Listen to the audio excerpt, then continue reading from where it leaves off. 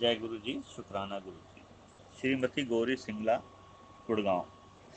गुरु कृपा। मत को भ्रम भूले संसार, गुरु बिना नहीं कोई उतरस पार।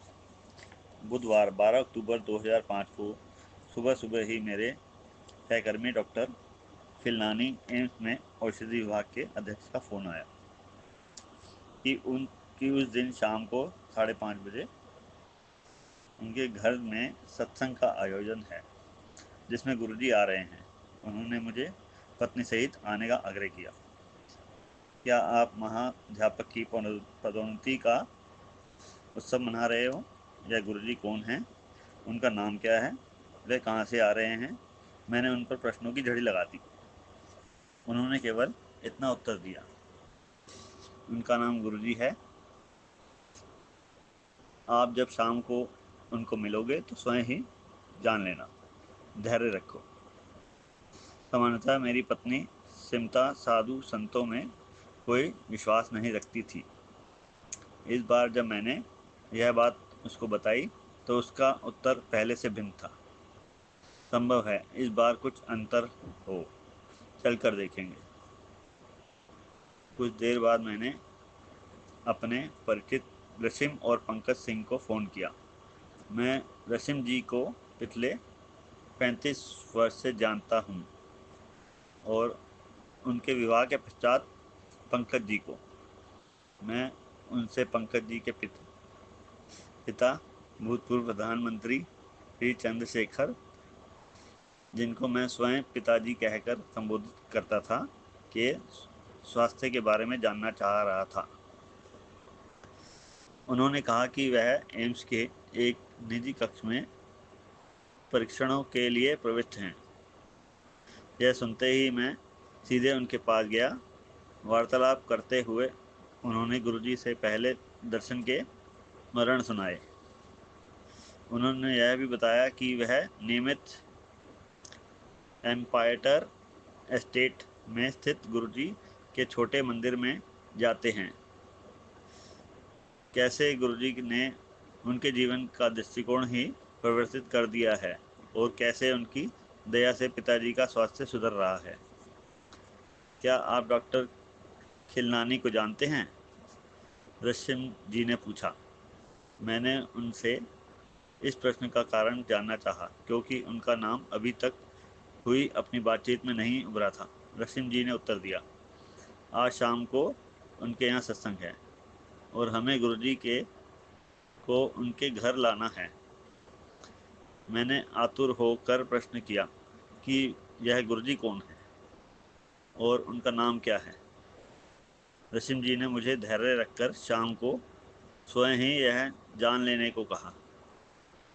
मैं यह प्रसंग इतने विस्तार में इसलिए सुना रहा हूँ कि कार्य समय आने पर ही पूर्ण होते हैं। जब तक गुरुजी नियत ना करें उनके दर्शन संभव नहीं हैं। इसी कारण दो मित्रों से गुरुजी के बारे में सुनकर यही संदेश मिला कि आकर दर्शन और आशीर्वाद ग्रहण करो। यह संपूर्ण संगत गुरुजी के दर्शन, कृपा और दया से धन्य है। इस जीवन काल में यह सुअवसर देने के लिए हम गुरुजी के अत्यंत आभारी हैं। मैंने घर आकर चिंता को जब इस घटना चक्र के बारे में बताया तो मेरी भांति उसकी भी उत्सुकता बढ़ गई। हम अपने घर से रुक ना सके और ठीक 5 बजे डॉक्टर खिलानी के घर पहुंच गए। वहां पर भी हम पहले पहुंचने वालों में थे। थोड़ी देर में रसीम जी और पंकज जी रंगीन वस्त्र धारण किए हुए एक अति सुंदर युवक को लेकर आए। वे तेजी से चलते हुए अंदर आए और उन्हें एक अति शोभनीय कुर्सी पर आसीन किया गया। हमने अनुमान लगाया कि यह गुरुजी होंगे। जैसे हम उनके निकट पहुंचे, रसीम जी ने मेरा और सिमता का परिचय करवाया। गुरुजी मुझे देखकर तुरंत बोले, डॉक्टर तुसी बाहर जाओ। मैं सिमता के कान में कुछ सुसाकर कहा कि चलो चलते हैं, यह हमें इधर नहीं चाहते और हम कक्ष के बाहर जाने लगे। रशिम ड्रेसिम जी ने तुरंत उसको वापस बुलाकर गुरुजी के कथन का अर्थ बताया। वह हमें भारत से बाहर विदेश में देख रहे हैं। विदेश में हमारा भविष्य अति उज्जवल है। चिंता मुक्त शांत भाव सहित हम गुरुजी के चरणों में बैठ गए। वहां पर 250 से 300 सत्संगी आए होंगे। उनमें से अनेक पहली बार आए थे और अधिकतर मेरे सहकर्मी थे। गुरुजी के आदेश पर पुराने अनुयायी अपने अनुभव बता रहे थे। विषयों की कोई कमी नहीं थी। बच्चों की शिक्षा, विवाह, गर्भ धारण, अस्थमा, हृदय रोग, स्नायु और कर्कट रोग जैसे असाध्य रोगों में चमत्कारिक निवारण इत्यादि। साधारण रूप से कोई भी इन पर विश्वास नहीं करता, परंतु यह तो रोगियों और उसके परिवार के निजी अनुभव थे। उनके स्वास्थ्य में सुधार आया था। बीच में कभी कभी गुरुजी बोलते थे कि मैं इसका भौतिक रूप देखो, कष्ट कैसे घट रहे हैं। उस दिन से गुरुजी के साथ हमारा संपर्क बन गया। अब हर दिन एक नए आविष्कार का दिन होता है। आत्मबोध और आत्मज्ञान का दिन। हम जब भी दिल्ली में होते हैं, हम छोटे मंदिर में प्रति बृहस्पतिवार और रविवार को आते रहते हैं। मुझे अपने कार्य के संदर्भ में अक्सर यात्राएं करनी पड़ती हैं, पर दिल्ली में होने पर मानो कोई चमकी शक्ति हमें इस स्थान पर खींच लाती है। भीतर से उत्कृष्टता होती है और इसके पहले कि हम कुछ सोचे, हम उनके दर्शन हेतु जा रहे होते हैं। चिकित्सक का उपचार। मैंने अप्रैल 2006 के अंत में बीती हुई शीत ऋतु में कुछ अंतर देखा। मैंने स्मिता को बताया कि इस बार मैंने किसी औषधि या श्वास यंत्र का प्रयोग नहीं किया। मेरे परिवार में दीर्घकाल से अस्थमा चला आ रहा है और मैंने सदा श्वास यंत्र की आवश्यकता रहती थी। 1 या 2 बार निश्चित रूप से मेरी छाती पक जाती थी और 10 दिन तक मुझे प्रतिजैविक औषधियों का सेवन करना पड़ता था, लेकिन गत शीत ऋतु में मैंने इनका प्रयोग ही नहीं किया। जब मैंने गुरुजी को इस बारे में बताया तो उन्होंने उत्तर दिया कि मुझे उनकी कृपा प्राप्त हुई है और अब मुझे कभी दमा नहीं होगा। ना तो मुझे गुरुजी का इस बारे में बताया था, ना ही उन्होंने इसके लिए मन ही मन प्रार्थना करी थी। मैं अति अचंभित हुआ। हमारे जीवन में इतना अंतर आया कि हम गुरुजी के दर्शन के लिए एम्पायर स्टेट प्रति बृहस्पतिवार और रविवार को आने लगे। उनकी कृपा हमारे ऊपर बनी रही है। हमारी बेटी ऋतुजा अमेरिका में पढ़ रही थी। ह्यूस्टन स्थित राइस विद्यालय में संज्ञानात्मक स्नायु विज्ञान और संज्ञानात्मक मनोविज्ञान में उसका स्नातक का पाठ्यक्रम पूरा होने वाला था। यद्यपि उसे वहां तक शोध करने की अनुमति मिल गई थी, वह वहां पर और अध्ययन नहीं करना चाहती थी। वह अपना शोध MIT या स्टैनफोर्ड विश्वविद्यालय जैसी विख्यात संस्थाओं से करना चाह रही थी। अभिभावक होने के नाते हमें लगा था कि उसकी यह अभिलाषा अव्यावहारिक है। न केवल उसके वीज़ा की समस्या थी, उसके पास इस संस्थाओं में प्रवेश के लिए समय भी कम था। सिमता, उसकी माँ, चिंतित थी। एक बार जब गुरुजी ने ऋतुजुता के बारे में पूछा तो मैंने सिमता का चिंता के बारे में बतलाया। गुरुजी ने तुरंत चिंता छोड़ने से को कहा और आश्वासन दिया कि सब कुछ ठीक हो जाएगा। उन्होंने पूछा कि मैं अगली बार अमेरिका कब जा रहा हूँ। उसके स्नातक अधिवेशन में उपस्थित होने के लिए मैंने मई 2006 में जाने की योजना बनाई हुई थी। उसके बाद में हमें यह देखने का अवसर मिला कि गुरुजी का आशीर्वाद प्राप्त होने के पश्चात कैसे एक के बाद एक घटनाएं अनावृत होती जाती हैं और सब ठीक हो जाता है। ऋजुता अब बोस्टन स्थित MIT के मस्तिष्क और संज्ञानात्मक विज्ञान विभाग से शोध कर रही है। गुरुजी के पास आने के पश्चात हम श्रद्धालुओं द्वारा कथित वृतांत और अपने अनुभव समझने का प्रयास कर रहे हैं। हम गुरुजी के साथ क्या अनुभव करते हैं, संगत को सुनाए गए प्रसंगों की ऊर्जा, अपने को उसी पात्र में ढालने की प्रक्रिया, प्रतिदिन ग्रहण किया हुआ लंगर रूपी प्रसाद, गुरुजी द्वारा सबको दिया हुआ आशीष, जब सब अनुभवों में अपने अंदर एक नवीन शक्ति, क्षमता आदि संगत में पहुंचने पर चाहे कोई कितना भी थका हुआ हो, वह यहाँ से चलने पर अपने भीतर एक नवीन ऊर्जा प्रसारित होने का अनुभव करता है और भले ही कितनी भी देर हो जाए, वह रात्रि के उस काल में भी सुबह की भांति तरोताज़ा अनुभव करता है। सबसे महत्वपूर्ण बात यह है कि गुरुजी के यहाँ सब समान हैं, धनवान या निर्धन, प्रधानमंत्री या चपरासी, पुरुष या नारी, शहरी या ग्रामीण, भारतीय विदेशी। यहाँ पर कोई रीति रिवाज नहीं है। कोई भी सत्संगी से पूर्ण आत्मसमर्पण के अतिरिक्त कोई आशा नहीं की जाती। गुरुजी में निष्ठा और फल की आशा किए बिना विश्वास को ही तो आस्था कहते हैं।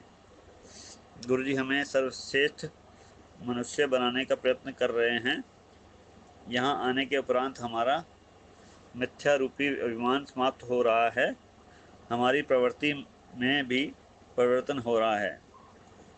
हम उन्हीं घटनाओं को यह नए दृष्टिकोण से देखते हैं और मन की शांति प्राप्त होती है। अपनी आवश्यकताओं को लोभ का भेद समझते हैं। गुरुजी ने सुकर्म करने के विशेष विवेक का विकास किया है। हम गुरुजी के अनुयायी होने से धन्य हैं। हमने यह भी जाना है, हमारे जीवन की मान्यताओं को बांटने से उनका मूल्य अधिक हो जाता है। विनीत होकर हमने अपने अनुभव अपने मित्रों और सहकर्मियों से बांटे हैं। हमारी जीवन यात्रा चल रही है और इसके लिए हमारे ऊपर गुरु कृपा है। उसके लिए हम उनके अति आभारी हैं। डॉक्टर चंद्रकांत पांडव, नोएडा। गुरुजी को एक सैनिक का अभिवादन। 35 वर्ष से अधिक समय तक सेना में कार्यरत रहने के कारण मैं सदा इसमें विश्वास करता था कि एक सच्चा सैनिक प्रतिवर्ष जीवित रहता है, चयन से प्रेम करता है और व्यवसाय के कारण मारता है। अपने जीवन का संध्या काल में ही मुझे यह आभास हुआ कि मानवीय बुद्धि और भौतिक ज्ञान से आगे देवता का अपार संसार है। आध्यात्मिकता के इन नए किंतु रोचक क्षेत्रों का अनुभव मेरे लिए एक सुंदर स्वप्न था, पर मार्च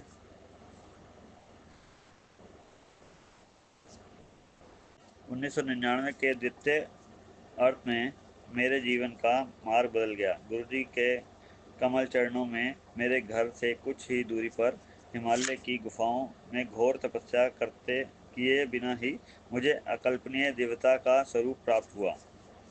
मैंने गुरुजी के बारे में अपने एक घनिष्ठ मित्र से ले जन सेवानिवृत्त काहलों से सुना था।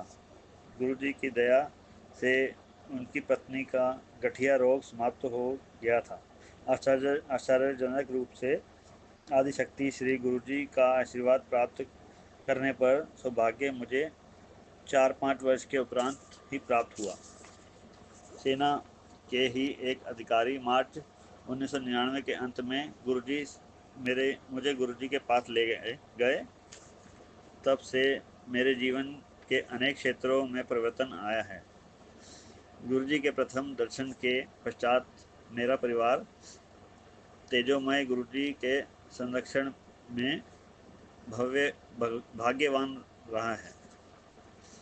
मैं दृढ़ता पूर्वक कह सकता हूँ कि गुरुजी शिव के अवतार हैं, जिनके पास विशेष रूप से इस कलयुग में विधाता द्वारा सब नश्वरों के समस्त कष्टों का निवारण करने का उत्कृष्ट कोश है।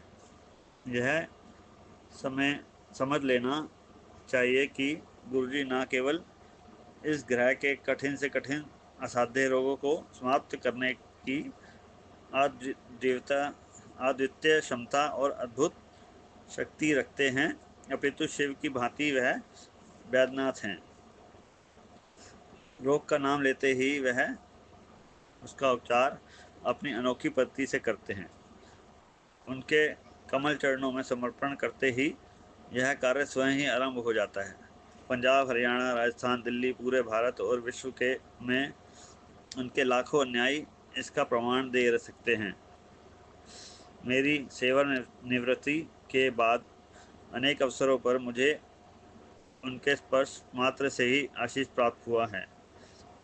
उस समय भी जब जीवन की असर्वाधिक सच्चाई मृत्यु मुख खोले मेरे सम्मुख खड़ी थी।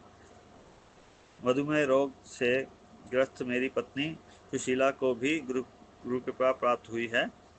गुरुजी ने उसके दर्शन के प्रथम दिन ही उसे हाथ पर भर कर लड्डू और मिठाई का प्रसाद दिया और उसके मधु की मात्रा घटकर केवल 107 रह गई।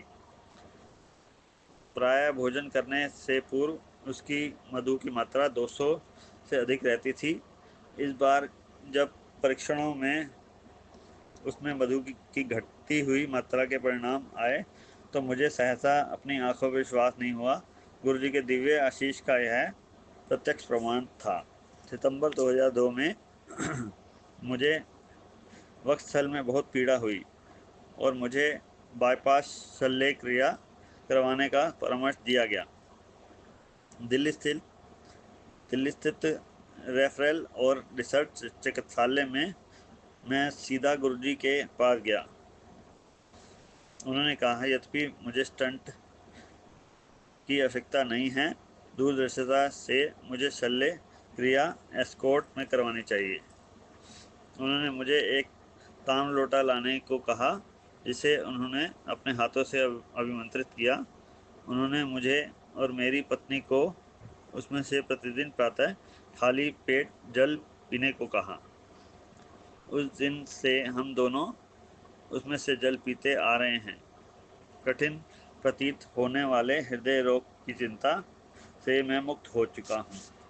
जय गुरु जी, शुक्राना गुरु जी।